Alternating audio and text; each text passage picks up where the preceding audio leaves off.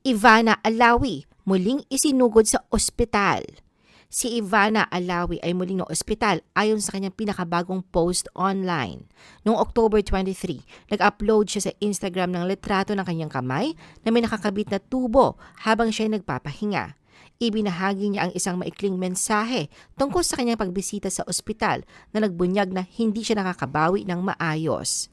Sa kanyang viral post, sinabi ni Ivana, "Had to be rushed back to the hospital since my body didn't recover well." Bagamat hindi inilahad ni Ivana kung ano ang dahilan ng kanyang pagka-ospital, maraming tagahanga at taga-subaybay ang nagpaabot ng kanilang mga dasal para sa kanyang mabilis na paggaling.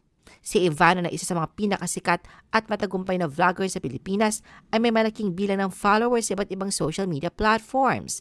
Bukod sa kanyang tagumpay online, ipinapakita rin niya kanyang husay sa pag-arte bilang bahagi ng Kapamilya Network. Kamakailan, nag-post siya sa Instagram ng video habang nag-aayos sa kanyang buhok. Sa video, mukhang maganda si Ivana kahit walang makeup, ngunit napansin ng mga tagahanga ang isang maliit na pasa sa kanyang leeg.